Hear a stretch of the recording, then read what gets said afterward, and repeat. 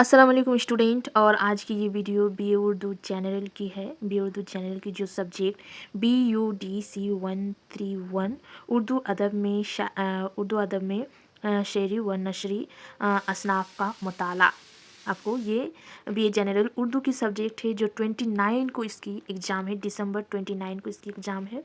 तो इसमें दो तरह की क्वेश्चन रहती है, एक 10 नंबर की और एक 5 नंबर की रहती है। 5 नंबर की आपको 6 क्वेश्चन करने होते हैं, जिसमें 30 नंबर मिलते हैं 6 क्वेश्चन करने से। और 10 नंबर के हिस्सा बे में 10 नंबर के 3 करने होता है, और हिस्सा जीम जो है उसमें 4 क्वेश्चन करने होते हैं 10 नंबर के।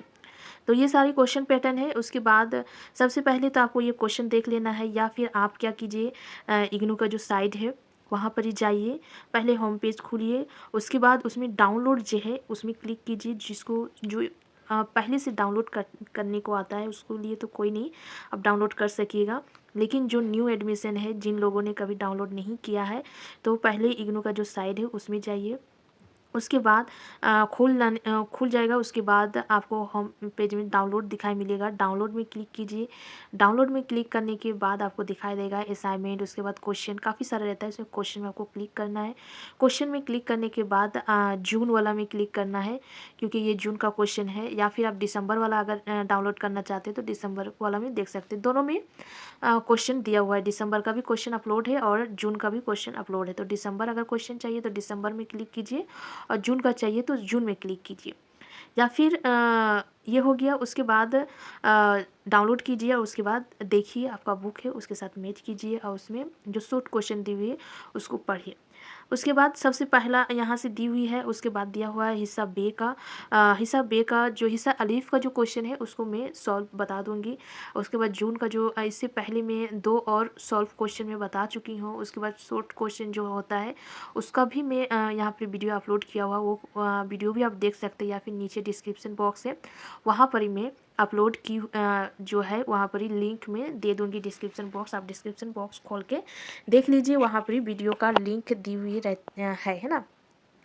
उसके बाद यहाँ पर ही क्या है कि क्वेश्चन जो है एक साल जो इस साल जो क्वेश्चन आया हो दूसरे साल वो क्वेश्चन ज़्यादातर नहीं आता। जैसे दूसरा ये में होता है कि एमए उर्दू का जो क्वेश्चन होता है अभी जो न्यू हुआ है, इसीलिए शायद उसमें क्वेश्चन रिपीट होता है। लेकिन बी जनरल का काफ़ी सारे हो गए हैं, इसीलिए उसमें ज़्यादातर क्वेश्चन रिपीट नहीं होते। कुछ कुछ क्वेश्चन, एक दो क्वेश्चन जो है वो रिपीट हो जाते हैं, लेकिन ज़्यादातर क्वेश्चन रिपीट नहीं होते हैं। लेकिन फिर भी एक बार जो क्वेश्चन आ गया है जून का, उसको एक बार आप मुताला कर लीजिए, क्योंकि जहन में होना चाहिए कि हाँ ये क्वेश्चन भी है। तो इसीलिए उस क्वेश्चन को एक बार रीड कर लीजिए, उस क्वेश्चन को रीड कर लीजिए, उसका जवाब जो है उसको देख लीजिए।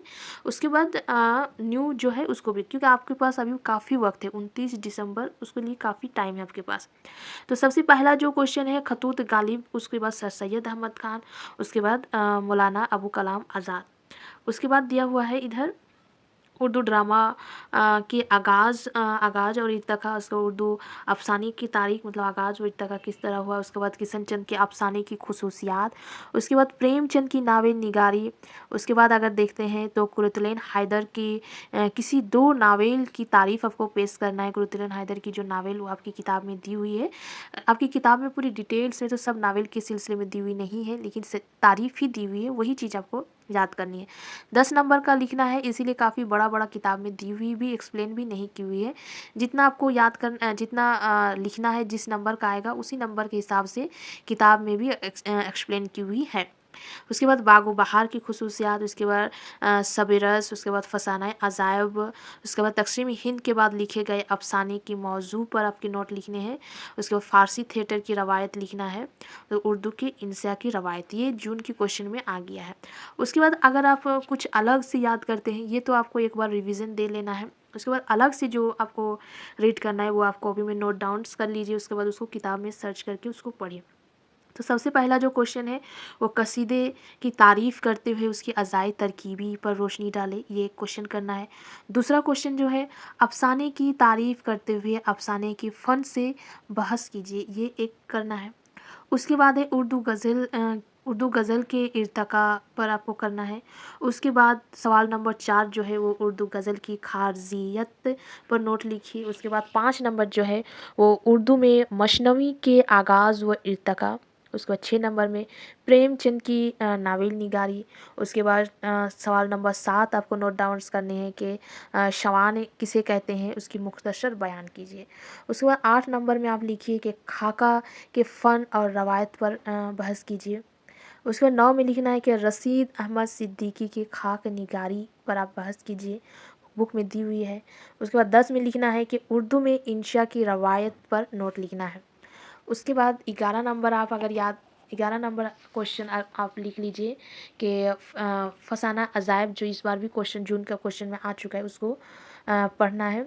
फसाना अजायब के असलूब से बहस कीजिए। उसके बाद 12 नंबर में शहरुल बयान का खुलासा कीजिए। उसके बाद 13 नंबर में हाल की शवान निगारी का जायज़ा लीजिए। उसके बाद क्वेश्चन नंबर 14 में आप लोग लिखिए सफ़रनामा की अहमियत बयान कीजिए और किसी एक सफ़रनामा पर आपको तबसरा करना है। उसके बाद 15 नंबर क्वेश्चन में आप लिखिए कि ड्रामे की तारीफ़ और उसके आगाज़ व इर्तिका। 16 में लिखिए कि 16 में लिखिए उर्दू में इंशा की रवायत लिखिए। उसके बाद 17 में मर्शिया की तारीफ़ करते हुए उसके अज़ायद तरकीबी जो दी हुई है उसको लिखिए। ये 17 क्वेश्चन है जो आपको एक्स्ट्रा से याद करनी है, लेकिन जून का क्वेश्चन जो है उसको भी एक बार देख लेना है कि वो किस तरह का क्वेश्चन आया हुआ है। रिपीट हो ही सकता है, ऐसा नहीं कि होता नहीं है। कुछ क्वेश्चन जो है वो रिपीट होते हैं हर बार कुछ ना कुछ। जैसे अगर कोई क्वेश्चन जैसे सब रस जो है अगर लॉन्ग में 10 नंबर में आए हैं तो उसको 5 नंबर में देने की कोशिश करते हैं। या फिर ऐसा है कि कोई सवाल ऐसा है जैसे ज़ोक की हालात ज़िंदगी पर रोशनी डाले, तो इसकी आपको बड़ा वाला क्वेश्चन जो 10 नंबर की क्वेश्चन है उसमें रिपीट कर सकते हैं। मीर हसन की मसनवी निगारी पर मुख्तसर रोशनी डाले, ये 5 नंबर की क्वेश्चन में है, लेकिन ये 10 नंबर की क्वेश्चन में रिपीट कर सकते हैं। इसी तरह जून का क्वेश्चन देखने का मतलब ये होता है कि जून में कौन सा क्वेश्चन आया हुआ है और उस क्वेश्चन को एक बार पढ़ना जरूर है पूरा को। अगर कोई क्वेश्चन इसीलिए मैं बोलती हूँ कि जो क्वेश्चन है उसको लॉन्ग करके याद करो, या तो उसको शॉर्ट्स में याद करो या फिर लॉन्ग में। आपको दोनों तरीके से आपको हेल्प मिलेगी। कोई भी क्वेश्चन है क्वेश्चन उसको लॉन्ग करके याद करो, थोड़ा सा ऐसा याद करो कि अगर उसमें 10 नंबर की क्वेश्चन में भी अगर आते हैं तो वो 10 नंबर की क्वेश्चन भी आप अटेंड कर सको। अगर 5 नंबर में आते तो थोड़ा छोटा करके लिख दो, बस हो गया। तो ये सारी थी कि क्वेश्चन जून के क्वेश्चन में। लेकिन जून का क्वेश्चन आपको एक बार पूरा रिवीजन दे लेना है और सबका याद कर लेना है और सबको थोड़ा डिटेल्स में याद करना है। कोई भी चीज़ का ऐसा नहीं है कि कोई भी चीज़ आप थोड़ा सा याद कर लिए। जो क्वेश्चन आपको लगता है कि नहीं इसका डिटेल्स पूरी दी हुई है उसको डिटेल्स में याद करो। कुछ चीज़ें हैं जैसे जैसे मसनवी कुतुब मिस्त्री, इसको पूरा डिटेल्स में आपको याद करना है क्योंकि इसका लॉन्ग क्वेश्चन भी 10 नंबर का क्वेश्चन भी आ सकता है। उसी तरह ज़ोक़ की हालात ज़िंदगी, ये भी एक ऐसा क्वेश्चन है जिसका 10 नंबर भी क्वेश्चन बन सकता है और 5 नंबर का भी। उसी तरह मीर हसन का मसनवी निगारी, इसका भी 5 नंबर का भी क्वेश्चन बन सकता है, 10 नंबर का भी। इसमें 5 नंबर आ चुका है तो 10 नंबर में रिपीट कर सकते हैं, 10 नंबर में आ जाए।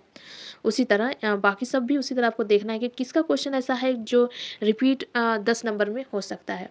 आपको थोड़ा सा किताब कॉपी लेके खोल के देखना है, समझना है ना।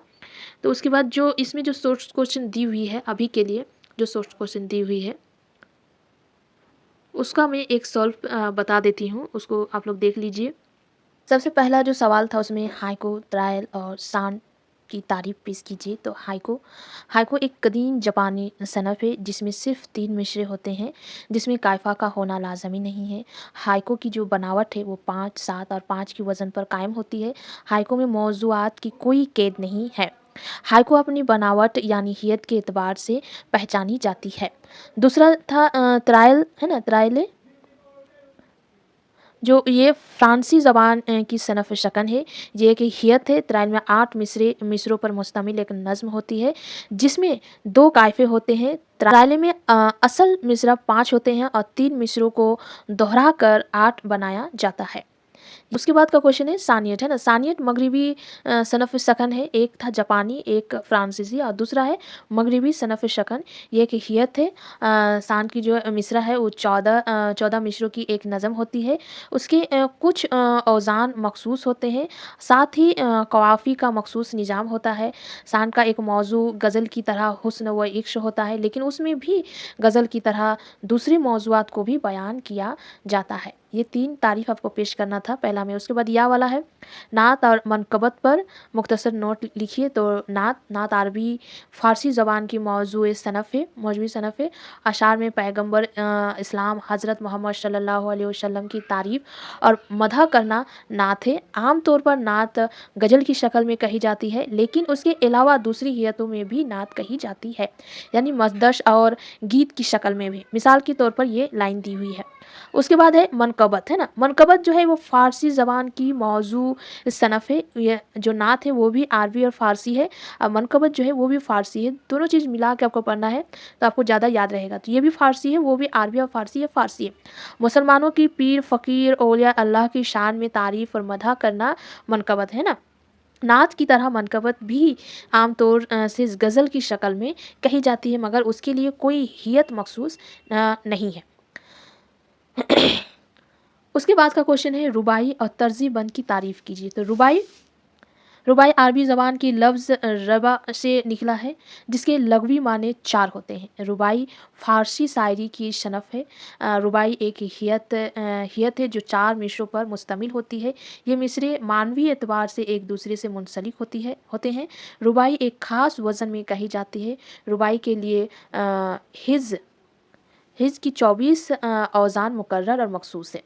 तर्ज़ीबंद फ़ारसी ज़बान की सनफ़ है। ये एक हियत है। हियत तर्ज़ीबंद की हियत तरकीब बंद की तरह होती है। फ़र्क ये है कि तरकीब बंद में ग्रह का मतला अलग-अलग होता है ना। तरकीब बंद का जो ग्रह का मतला होता है वो अलग-अलग होता है, जबकि तर्ज़ीबंद में ग्रह का जो मतला होता है हर बंद यानी गज़ल में एक ही रहता है, बदलता नहीं है। उसके बाद है कि आज़ाद नज़्म और नसरी नज़्म का फ़र्क बताइए। तो ये इकाई, जब मैं इकाई वाला जो वीडियो अपलोड की हुई कि सब इकाई से शॉर्ट क्वेश्चन क्या है, उसमें दिया हुआ है, तो उसमें से आप वीडियो देखिएगा तो उसमें मिल जाएगा। तो इसमें एक क्वेश्चन है कि इब्लाई मर्शी की तारीफ़ कीजिए। ये इब्लाई मर्शी नहीं, करबलाई मर्शी हो सकता है। तो करबलाई मर्शी की तारीफ़ किताब में दी हुई है, तो मुझे लगा इसमें प्रिंटेड मिस्टेक हो सकता है। करबलाई मर्शी है ना, तो उसकी तारीफ़ यूँ हो सकती है कि करबलाई मर्शिया उस सनफ़ मर्शिया को कहते हैं जिसमें शहीद अलशहद हज़रत इमाम हुसैन या उनके रफ़ाक़ायों की सफ़र करबला या मशाइब या शजाअत और शहादत का बयान किया जाए और उसके साथ हुई नाइंसाफ़ी पर मातम किया जाए। करबलाई मर्शिया का कसर सरमाया शायरी में है, मगर कुछ नमूने नस्र में भी मिल जाते हैं। ये इतना ही तारीफ़ लिखना है। अगर और डिटेल्स में आपको किताब से थोड़ा पढ़ लेना है। अगर डिटेल्स वाला तो ज़्यादातर आता नहीं है, लेकिन होता है कि कभी-कभी आ जाए कि रुबाई की कितनी अक़साम है, तो हो सकता है तो उसमें अक़साम में थोड़ा-थोड़ा ज़्यादा करके लिखने होता है 10 नंबर में। उसके बाद है कि मक़ता की तारीफ़ मिसालों के साथ कीजिए। तो मक़ता की तारीफ़ में गज़ल के आखिरी शेर को, जिसमें शायर अपना तख़ल्लुस इस्तेमाल करते हैं, अपना नाम इस्तेमाल करते हैं, उसको मक़ता कहते हैं। आम तौर पर जो लोग मक़ता से पहले वाले शेर को आखिरी शेर कहते हैं, लेकिन बाज़ नाक़िदीन अदब का कहना है कि मक़ता ही आखिरी शेर होता है। अरबी में मक़ता के माने कटा हुआ, यानी ये उस बात का इशारा है कि गज़ल यहाँ से ख़त्म हो गई, यानी ये गज़ल का आखिरी शेर है। उसका अगर आप मिसाल के साथ पेश कीजिए बताया गया सवाल में, तो मिसाल में आप ये लिख सकते हैं, काबे किस मुँह से जाओगे गालिब। जैसे गालिब का ये शेर है, तो अपना तख़ल्लुस इस्तेमाल किए गालिब, शर्म तुमको मगर नहीं आती। ये आसान एक आसार है जो आपको याद रखने में काफ़ी आसानी पेश आएगी। उसके बाद है कि मशनवी कुतुब मुस्तरी का मुख्तसर तारीफ़ पेश कीजिए। मुख्तसर लिखा है, लेकिन मुख्तसर करते-करते भी बहुत ज़्यादा हो जाता है ना। तो मुल्ला अशदुल्ला वाज़ी, ये अगर 10 नंबर के क्वेश्चन में भी आते हैं, तो यही आप उसमें लिख सकते हैं, ये जो याद करेंगे। तो मुल्ला अशदुल्ला वज़ी की मशनवी कुतुब मुस्तरी उर्दू अदब में तारीख़ी एतबार से बड़ी अहमियत की हामिल है। ये सुल्तान मोहम्मद कुली कुतुब शाह के ज़माने में 1609 बामुताबिक 1018 हिजरी में तशन्नुफ़ हुई। 2000 अशार पर मुश्तमिल ये मशनवी मुल्ला वहज़ी ने निहायत फ़ितरी अंदाज़ में सिर्फ़ 12 दिनों में मुकम्मल की। इसमें कुली कुतुब शाह और भागमती की आशिकिया दास्तान को माफ़िक अल-फ़ितरी अनाशर की मदद से पेश किया गया है। क़िस्से का अंदाज़ रवायती है। सुल्तान इब्राहिम शाह के यहाँ कोई औलाद ना थी, है ना।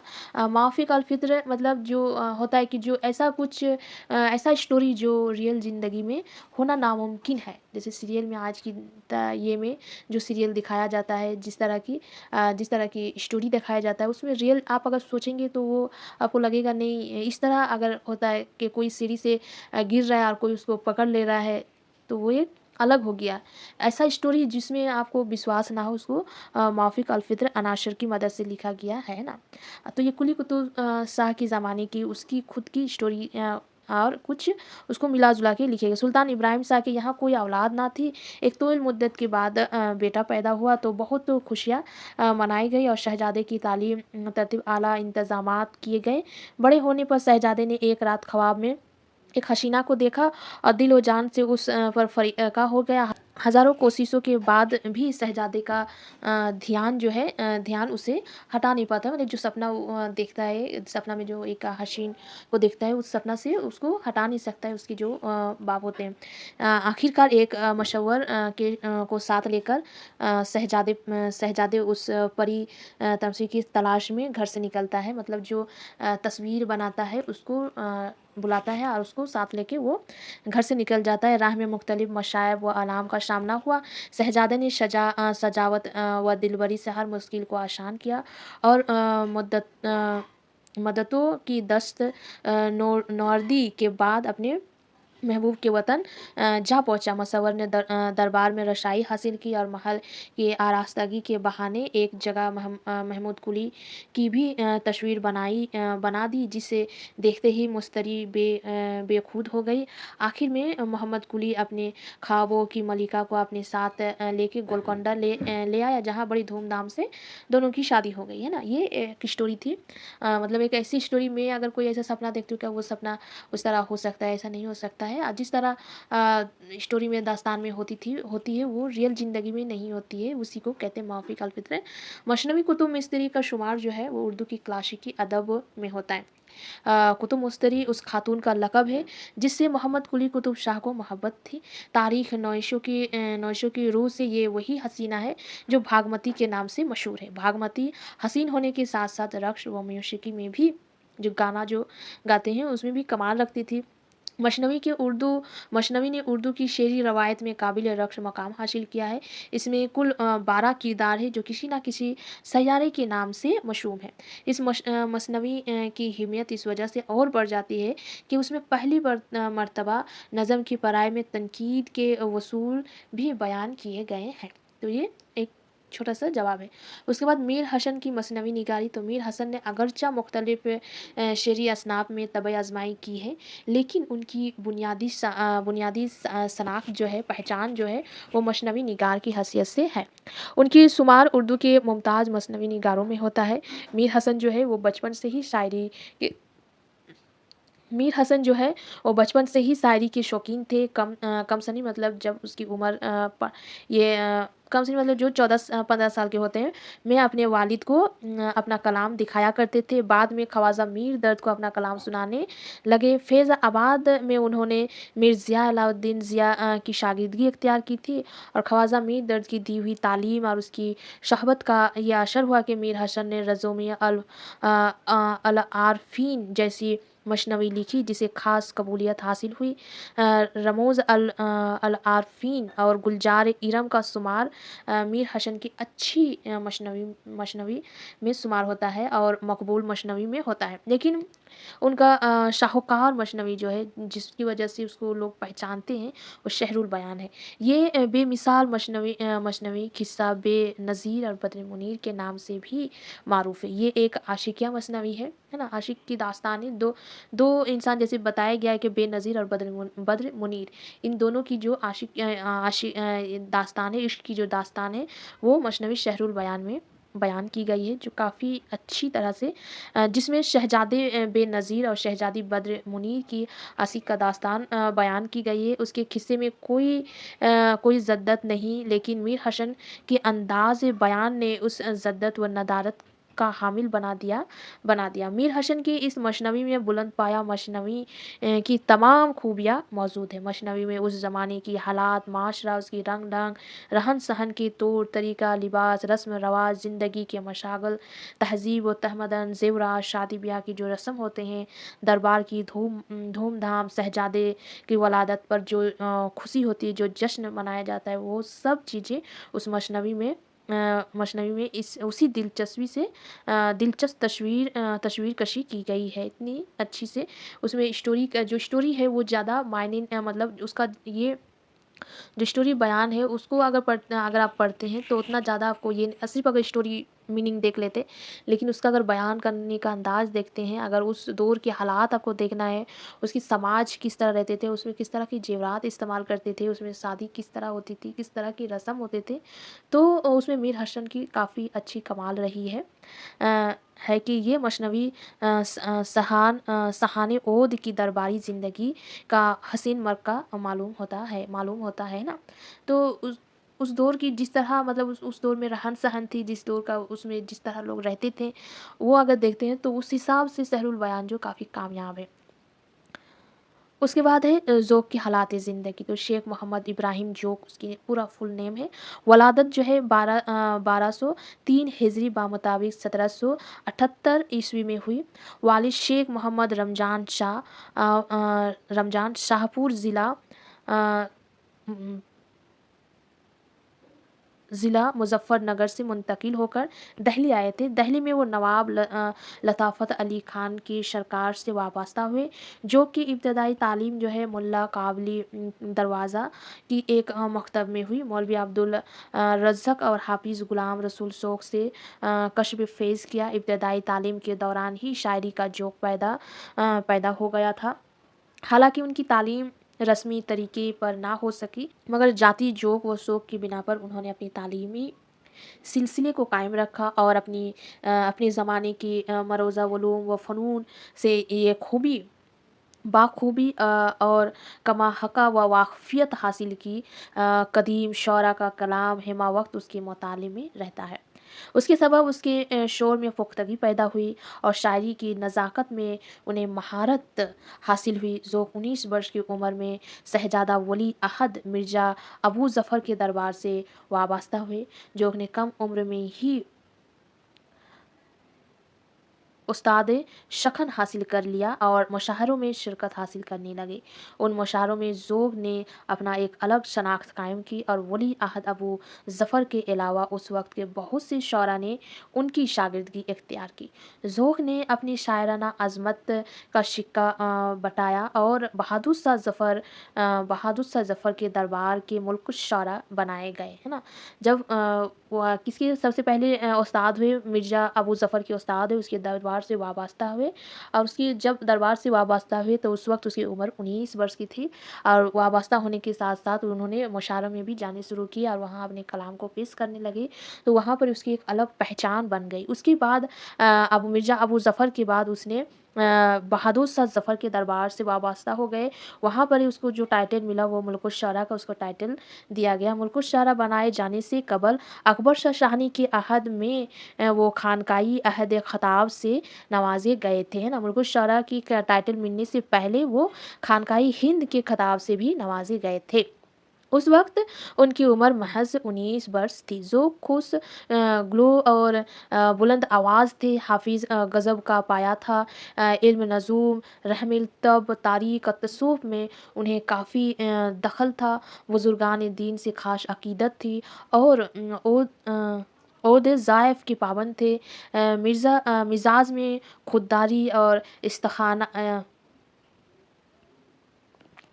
और मिज़ाज में खुददारी होने के अलावा तबीयत में तेज़ी भी थी। ज़ौक़ की शागिर्द में दाग थे। मोहम्मद हुसैन आज़ाद जैसे अज़ीम अल मर्तबत शौरा बहुत मारूफ हुए ज़ौक़ का इंतकाल जो है 68 साल की उम्र में हुई, जो 24 सफ़र 1271 हिजरी को हुआ, है ना। तो ये उसके हालात ज़िंदगी। अगर आप किताब अगर दूसरी कोई किताब खोल के देखते हैं तो और भी डिटेल्स में काफ़ी सारी कुछ दी हुई रहेगी, जैसे उनकी गज़ल के नाम, कौन सी गज़ल कब शाये हुई, ये सारी चीज़ें दी हुई रहेगी, कौन सा कहाँ से वो अपना स्टडी किए, कहाँ से किए।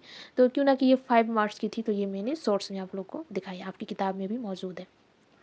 जावेद पर तबसरा कीजिए। तो हयात जावेद जो है हाल ही की आखिरी शवान उम्री, हयात जावेद शह सैयद की शवान उम्री है।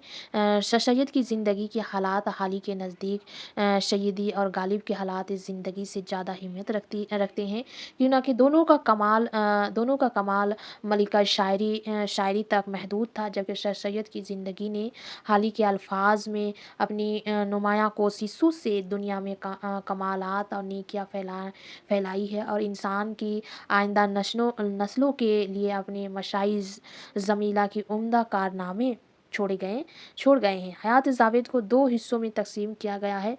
पहले हिस्से में शह सैयद की ज़िंदगी के सारे कारनामे इल्मी, सियासी और मजहबी आ गए हैं, और दूसरे हिस्से में उन पर मुफस्सिल तबसरा बयान किए गए हैं।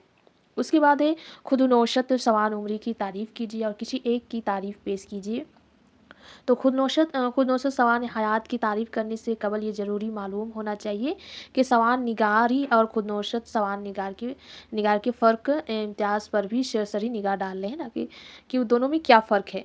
सवान निगारी किसी एक शख्स की सीरत, शख्सियत और उसकी वाक़यात हयात को किसी दूसरे शख्स के ज़रिया मिराज तहरीर में लाने का काम है।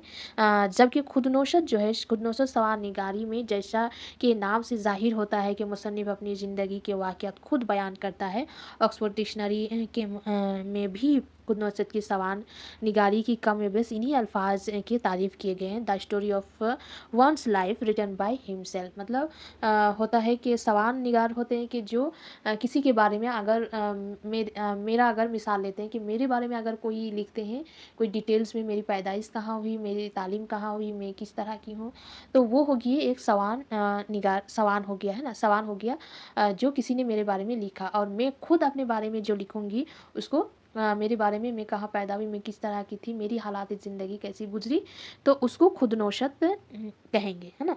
तो यही डॉक्टर सबिया अनवर के ख्याल में आप बीती और खुदनोशत सवान हयात में फ़र्क ये है ना, फ़र्क ये है कि आप बीती के लिए सफ़ाहात की कोई कैद नहीं होती, और ना उसको लिखने का कोई ख़ास तरीका होता है जिसमें मुसन्निफ़ को अमल पेरा होना पड़े। खुदनोशत की तारीफ़ करते हुए प्रोफेसर हाज अलाउद्दीन इल्वी ने लिखा है कि मुख्तसर ये कहा जा सकता है कि खुदनोशत सवान हयात अदब की वो तख्लीकी सनफ़ है जो किसी फ़र्द वाहिद की ज़िंदगी के अहम किरदारों पर मुहित होती है, और उसी के कलम की मंत होती है, जिसके आईने में उस फ़र्द की दाखिली व खारजी ज़िंदगी का अक्स बराह रास्त नज़र आता है, और उसका अहद भी जलवागीर होता है। उसी तरह की एक मिसाल देने बोला है, तो मिसाल में अगर आप यादों की बारात पेश कर देते हैं तो हो जाएगा। यादों की बारात उर्दू की एक मशाह अदीब और कादिर अल कलाम शायर जो जोश मल्ली आबादी की खुदनोशत हयात है। तकरीबन 600 सफ़हात पर मुश्तमिल ज़ख़ीम किताब जोश की 6 बरस की अर्क रियाज़ी का नतीजा है। जोश मल्ली आबादी ने अपनी नफ्सियात की खेतियों को सुलझाते हुए इस किताब में खुद कशाई के उन्वान से अपनी ज़िंदगी के 4 बुनियादी मिलानात की निशानदी की है। एक शेर गोई, दूसरा इक्सबाजी, तीसरा इल्म तलबी और चौथा इंसान दोस्ती। यादों की बारात जो है के मुताले से कारी को जो चीज़ बार बार अपनी तरफ मतवाज़ा करती है वो है मुसन्निफ़ की जाए हशमत का तज़कुरा और उसके असराफ़ाई किरदार। जोश अपनी ख़ानदान के अमारत बल्कि नवाबी दौलत के फरवानी का तज़कुरा उस कदर फ़ख्र व मबाहत के साथ करते हैं कि उसकी तरक्की पसंद नज़रियात और इस तरह की हकीकत निगारी जिनका प्रचार उन्होंने बार बार अपनी शायरी में किया है, महज फिसन परस्ती और सियासी नाराबाजी मालूम होता है।